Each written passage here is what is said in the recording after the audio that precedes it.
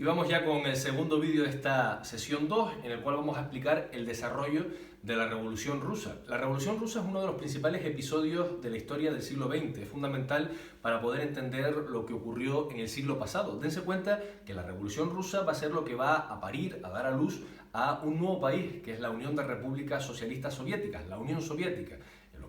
Lo que había sido hasta entonces el Imperio Ruso se va a convertir en la Unión Soviética.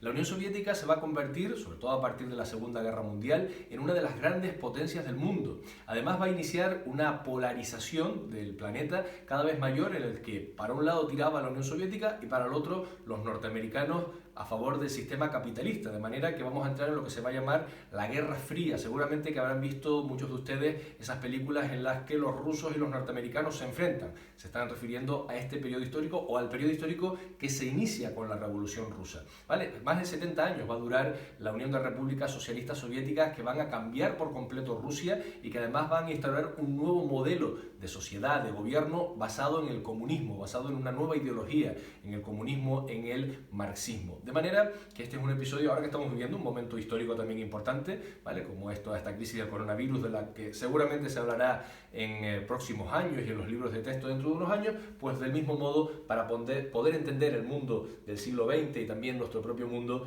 es importante entender la Revolución Rusa.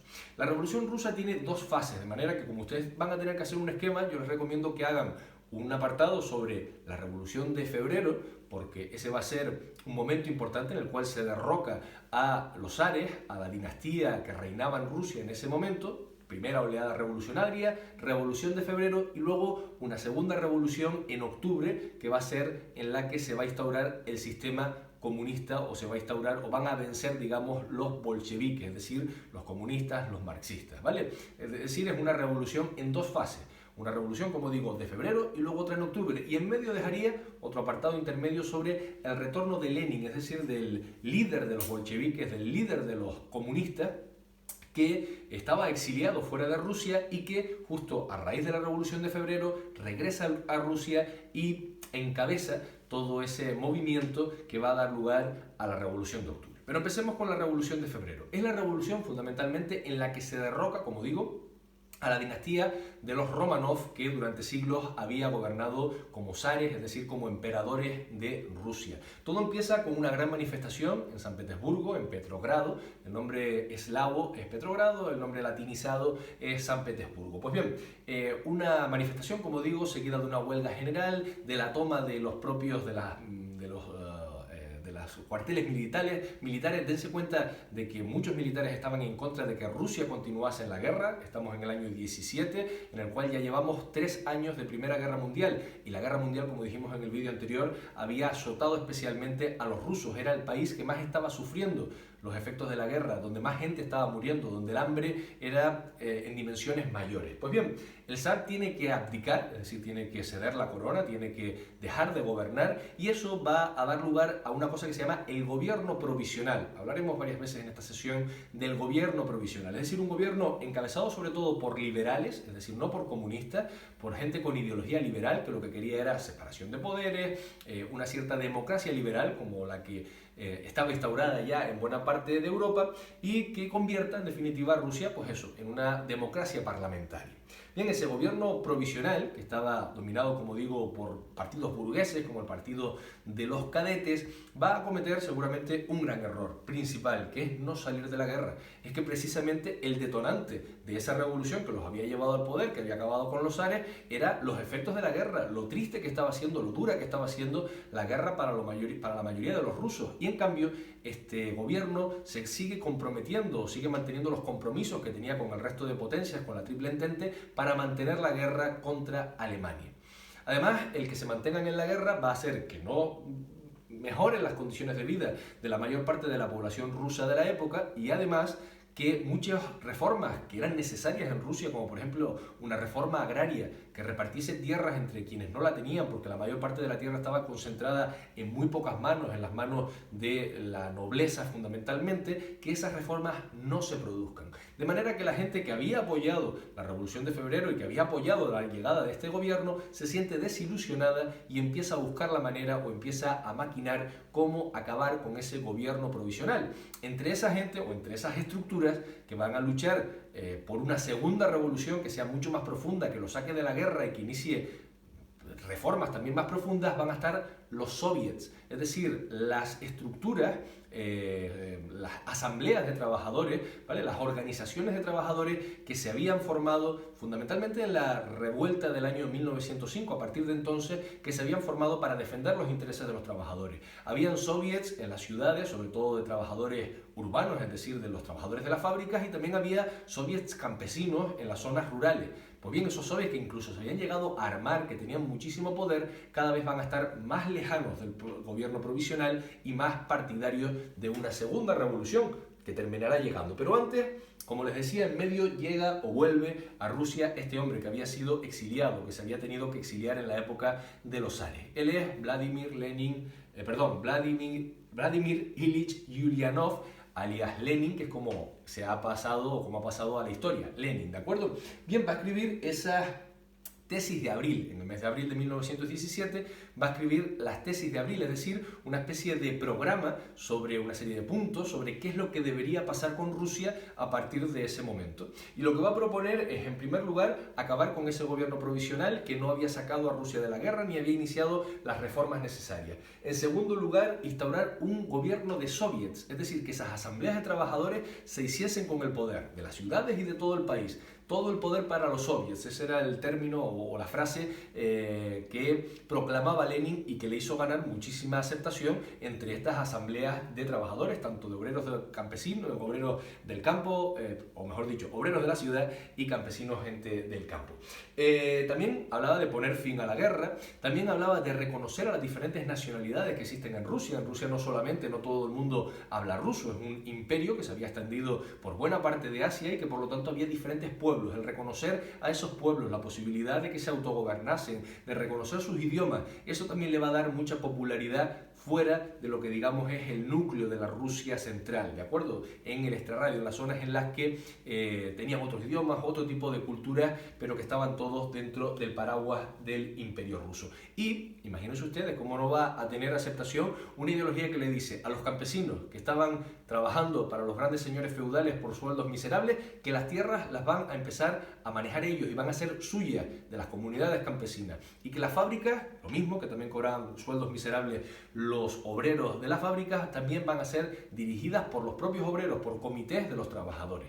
Pues bien, con esta ideología comunista, por lo tanto, va a triunfar y va a ganarse la aceptación de los soviets, que van a ser o van a tener un papel fundamental en la Revolución de Octubre. Por cierto, una anécdota histórica o un hecho no menor es que la Revolución de Octubre se produce en noviembre y la de febrero en marzo. En realidad es porque los rusos en esa época tenían un calendario distinto al calendario que se utiliza en Occidente. Tenían ellos el calendario juliano, mientras en Occidente se maneja, y todavía manejamos hoy, el calendario gregoriano. Hay unos desfases de algunos días y de hecho esta primera imagen que les mostraba, no sé si la ven bien, es de una manifestación de mujeres el día 8 de marzo, pero para ellos estaban en febrero. 8 de marzo, Día Internacional de las Mujeres, fue uno de los episodios que hizo iniciar la Revolución de Febrero, ¿vale?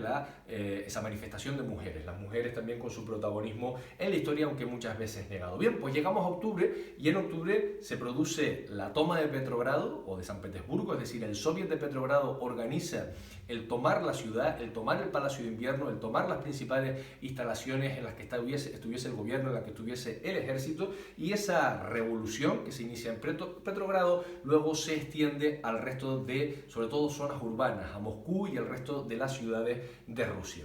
Eso hace que tenga que salir el gobierno provisional, que se destituya el gobierno provisional, y en una reunión de todos los soviets de Rusia, es decir, de todas esas asambleas de trabajadores, en un congreso de soviets, ¿vale? Congreso de soviets, segundo congreso de soviets de Rusia, proclaman un nuevo gobierno, un gobierno obrero, y en el cual le van a dar el poder como presidente a Vladimir Ilich Ulyanov, es decir, a Lenin. Y va a haber otras dos figuras muy importantes en la historia de la Unión Soviética, como son Trotsky y Stalin. Ya hablaremos de ellos, de Trotsky y de Stalin, en el futuro, cuando veamos el desarrollo de la URSS, de la Unión Soviética, pero van a ser dos figuras muy importantes. Pues bien, en 1917 tienen lugar unas elecciones constituyentes, es decir, para formar un parlamento que redactase una constitución, ¿vale? Esas elecciones ya estaban previstas desde antes de la revolución, de esta segunda oleada revolucionaria, y cuando se producen en realidad los bolcheviques, quienes habían formado ese gobierno de soviets, ese gobierno obrero, solamente consiguen el 25% de los votos.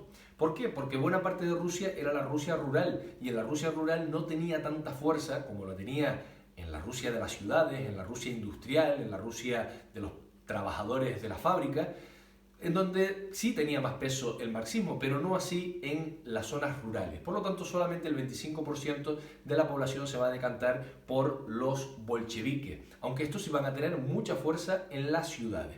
¿Qué es lo que hace Lenin ante la posibilidad de que ese parlamento que se forma, esa Duma, recuerden que el parlamento en Rusia se llama Duma, pudiese dictar principios o dictar una constitución en contra de los ideales que habían triunfado en la revolución del mes de la revolución de octubre? Pues liquidar ese parlamento, cerrar el parlamento y por lo tanto acabar con la pluralidad política que hasta ese momento se estaba intentando poner en marcha en Rusia.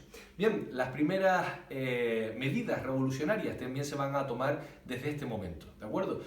Ese gobierno obrero que va a disolver el parlamento que se había conformado, sí que va a tomar medidas en la línea en la que pedían los soviets. Se va a salir de la guerra, se va a firmar con Alemania la paz de Brest-Litov. Recuerden que ya la vimos cuando vimos la Primera Guerra Mundial, es la paz que va a permitir a Rusia salir de la guerra, firmar una paz con Alemania y salirse de la guerra. Van a hacer los repartos de tierras, es decir, se va a repartir las tierras entre los campesinos, se va a entregar las fábricas a los obreros, a comités de los trabajadores, de los obreros, y también se va a nacionalizar la banca, es decir, la banca se va a convertir en pública. Con esto se va a poner en marcha, ya digo, un régimen, un sistema que va a durar durante aproximadamente 7 décadas en Rusia. Van a tener algunos inconvenientes, sobre todo al principio, porque quienes no querían el comunismo se van a organizar y van a iniciar una guerra civil contra ellos. Pero eso lo daremos en el próximo episodio, en el próximo vídeo que grabaremos en la próxima sesión. Hasta ahora quédense fundamentalmente con lo que les he contado.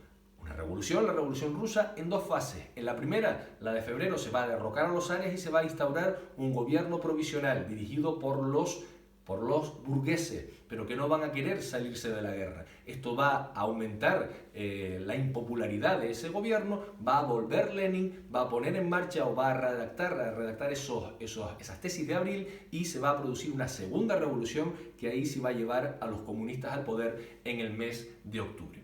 Ahora ya saben, con todos estos materiales, con el vídeo y todo lo que les mando al correo electrónico, tienen que resolver las preguntas del libro, las preguntas de las fotocopias que les entregué y también el esquema, que ya saben, pueden hacerlo en una libreta